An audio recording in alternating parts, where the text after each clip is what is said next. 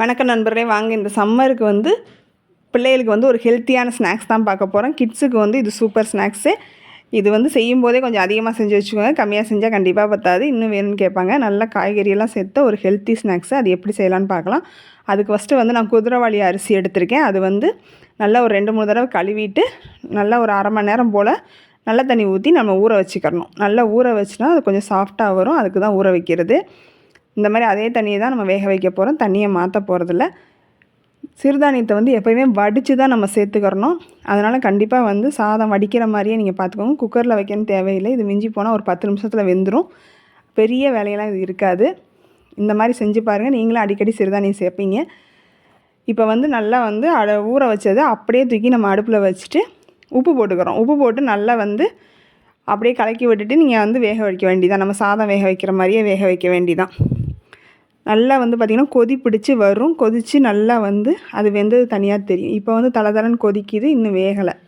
ஏன்னா இது அரிசியாக தான் இருக்குது. இப்போ கையில் எடுத்து பார்த்தா அப்படி உருட்டை வரும். அரிசியாக தான் இருக்கும். கொஞ்சம் இது இப்படி தான் இருக்கும். ரவை மாதிரி கொஞ்சம் குருணையாக இருக்கும். இப்படி உருட்டை வரும். இன்னும் நல்லா வெந்துருச்சு அப்படின்னா அப்படியே மாவு மாதிரி வந்துடும். இப்போ பார்த்திங்கன்னா நல்லா தண்ணியெல்லாம் உறிஞ்சி வெந்து மேலே எலும்பி வந்துருச்சு. இப்போ எடுத்து பார்த்தோம் அப்படின்னா அப்படியே உருட்டி பார்த்துறோம் அப்படின்னா அப்படியே மாவு மாதிரி வரும். அந்த ஸ்டேஜில் தான் நம்ம இது வெந்துருச்சு அப்படின்னு நம்ம கண்டுபிடிச்சிக்கணும். அதே மாதிரி சிறுதானியம் சேர்க்கும்போது கண்டிப்பாக நெய் சேர்த்து சாப்பிடணும். இப்போ மாவு மாதிரி வெந்துருச்சு. இதை நம்ம நார்மலாக வடிக்கிற மாதிரி வடிக்க முடியாது. இந்த மாதிரி வடிகட்டி மாதிரி வச்சு தான் நம்ம வடிக்க முடியும். இந்த மாதிரி கொலாண்டர்னு சொல்கிறாங்க இல்லையா, இந்த மாதிரி வடிகட்டியில் நம்ம வடிச்சிக்கலாம். நம்ம கீரை கழுவுறதுக்கெலாம் யூஸ் பண்ணுவோம்ல. இதில் வடித்து விட்டோம் அப்படின்னா நல்லா கொஞ்சம் ஆற என்ன ஆயிரும் அப்படின்னா நல்லா பொழுன்னு வந்துடும். நீங்கள் லைட்டாக இப்படி கிளறி விட்டிங்கன்னா இருக்கிற தண்ணி எல்லாம் உள்ளே இறங்கிரும். இதுக்கு ரொம்ப தண்ணி வைக்கணும், சலசலன்னு வடிக்கணும் அப்படின்னு அவசியம் கிடையாது. கொஞ்சம் தண்ணி வச்சாலே போதும். இப்போ ஒரு கப்புக்கு 3 கப்பு தண்ணி அந்த மாதிரி நீங்கள் வச்சிங்கன்னா சரியாக இருக்கும். இப்போ இது இந்த அளவுக்கு ஆறி நம்ம கொஞ்சம் கிளறி விட்டோம்னா இன்னும் பொழுன்னு உடஞ்சிரும். இப்போ அதை இன்னொரு பாத்திரத்தில் மாற்றிட்டு இப்போ வடித்த தண்ணியை தூக்கி கீழே ஊற்றிடலாம். இந்த அளவுக்கு திக்காக தான் வரும்.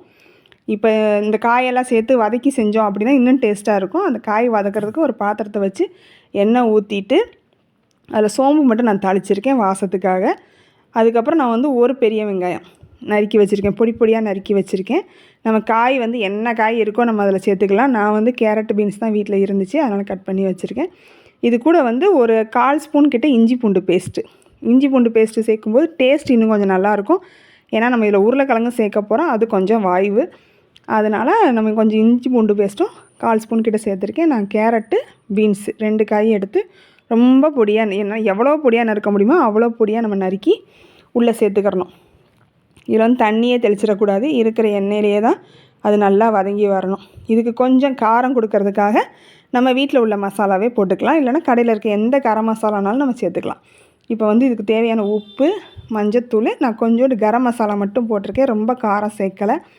காரம் சேர்த்தா அந்த பிள்ளைகளுக்கு பிடிக்கும் அப்படின்னா நீங்கள் காரம் சேர்த்துக்கலாம். நான் பச்சை மிளகா கூட அதனால தான் சேர்க்கலை. பெரியவங்க சாப்பிட்றாங்கன்னா நீங்கள் பச்சை மிளகா சேர்த்துக்கலாம், சில்லி பவுட்ரு சேர்த்துக்கலாம், எல்லாமே சேர்த்துக்கலாம். சின்ன பிள்ளைகளுக்குங்கும் போது இதுவே சரியாக இருந்துச்சு. இது இந்த மாதிரி நல்லா கிளறி விட்டு அதுக்குள்ளேயே வேகணும். நல்லா வெந்து வந்த பிறகு நான் ஒரு 3 உருளைக்கிழங்கு போல் நல்லா வேக வச்சு நல்லா அமுக்கி மசித்து வச்சுருக்கேன். அதை இது கூட நான் சேர்த்துக்கிறேன். நல்லா உங்களுக்கு எவ்வளோ உருளைக்கிழங்கு எவ்வளோ வேணுமோ போட்டுக்கலாம். நான் ஒரு 3 உருளைக்கிழங்கு போல் கட்டி இல்லாமல் நல்லா மசித்து வச்சுருக்கேன். அதை இது கூட பிரட்டி விட்டுருங்க. பிரட்டி விட்டோம் அப்படின்னா அது அதுவே நல்லா உருண்டு திரண்டு பிரண்டு வரும். நல்லா ஃபஸ்ட்டு உருளைக்கிழங்கை போட்டு நல்லா பிரட்டி விட்டுட்டு இப்போ நம்ம என்ன பண்ணால் நம்ம வடித்து வச்சுருக்க குதிரைவாலி அரிசி சாதத்தை சேர்த்துக்கிறணும். சாதம் சேர்த்துட்டு அதையும் இது கூட நல்லா மசிச்சு விடணும்.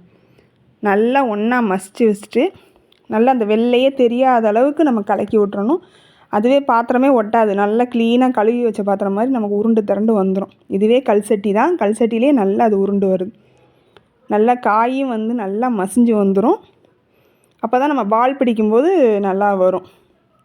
இது கூட பார்த்திங்கன்னா இது வரைக்கும் நான் இதில் நெய் சேர்க்கலை. இப்போ தான் நெய் சேர்த்துருக்கேன். சிறுதானியம் சேர்க்கும்போது கண்டிப்பாக நெய் சேர்த்துக்கோங்க. இது ஏன் திரும்ப சொல்கிறேன் அப்படின்னா, நல்ல கொலஸ்ட்ரால் இருந்தால் தான் நார் சத்து உடம்புல உறிஞ்சுன்னு சொல்கிறாங்க. அதுக்கு தான் இது. இப்போ நல்லா உருண்டை திறந்து வந்துச்சு. இது இன்னொரு தட்டில் மாற்றிட்டு ஆற வச்சிடணும். அப்போ தான் நம்ம உருண்டை பிடிக்க முடியும். இப்போ நான் ஓரளவுக்கு உருண்டையெல்லாம் பிடிச்சி வச்சுட்டேன். இப்போ மீதி இருக்கிறதையும் அப்படியே பிடிச்சி வச்சுட்டு நம்ம அப்படியே பக்கத்தில் வந்து எண்ணெய் சட்டியை காய வச்சுக்கிற வேண்டியதான். இதை வந்து நம்ம கட்லெட்டாக போடணும் அப்படின்னா நீங்கள் மைதா மாவில் முக்கி ப்ரெட் க்ரம்ஸில் முக்கி கூட நம்ம அந்த மாதிரி செஞ்சுக்கிறலாம். இப்படியே வச்சு கூட நம்ம செஞ்சுக்கிறலாம். இப்போ எல்லா உருண்டையும் பிடிச்சி முடிச்சுட்டு உங்களுக்கு எந்த சைஸ் வேணுமோ, பெருசாக வேணா பெருசு, சிறுசாக வேணா சிறுசு, அந்த மாதிரி நம்ம உருட்டி வச்சுட்டு இப்போ நல்லா எண்ணெயை காய வச்சிடணும். காய வச்சுட்டு ஃபஸ்ட்டு ஒன்று போட்டு பாருங்கள், உங்களுக்கு எப்படி வருதுன்னு பார்த்துட்டு அதுக்கப்புறம் நம்ம எல்லாத்தையும் ஒன்று போல் சேர்த்து விட்டுக்கலாம். போட்ட உடனே கிளறி விட்டுறக்கூடாது. ஏன்னா இது உள்ளே சாஃப்டாக இருக்கும், வெளியே வந்து நல்லா கிறிஸ்பியாக இருக்கும். அதனால் போட்டுட்டு கொஞ்சம் பொறுமையாக இருக்கணும். ஒரு 30 செகண்ட் பொறுமையாக இருந்துட்டோன்னா அதுவே ஒரு பக்கம் செவந்து வரும். அந்த ஸ்டேஜில் வந்து நம்ம பிரட்டி விட்டுட்டு எல்லாத்தையும் இப்படி ஒன்று போல் பிரட்டி விட்டுக்கலாம். இப்போ வந்து பார்த்திங்கன்னா ஒரு ஹெல்த்தியான ஒரு சிறுதானிய பால் வந்து நமக்கு ரெடி ஆகிடுச்சு. கண்டிப்பாக இந்த மாதிரி ட்ரை பண்ணி பாருங்கள். நான் அன்றைக்கி ட்ரை பண்ணதில் ஒரு ரவுண்டு போடும்போதே காலி ஆயிடுச்சு. இது அடுத்த ரவுண்டு. இப்போ வந்து பார்த்திங்கன்னா இந்த மாதிரி ஒரு சாஸ் போதும் இந்த பிள்ளைகளுக்கு சாப்பிட்றதுக்கு. அவ்வளோ ஒரு டேஸ்ட்டாக இருக்கும். கண்டிப்பாக ட்ரை பண்ணி பாருங்கள். இந்த மாதிரி வீடியோஸ் பார்க்குறதுக்கு நம்ம சேனலை சப்ஸ்கிரைப் பண்ணுங்கள், சப்போர்ட் பண்ணுங்கள், லைக் பண்ணுங்கள், ஷேர் பண்ணுங்கள், கமெண்ட் பண்ணுங்கள். அப்படியே ஹைப் பண்ணி விட்ருங்க. எப்படி சூப்பரான ஒரு ஸ்நாக்ஸ் ரெடி ஆயிடுச்சா? தேங்க்யூ.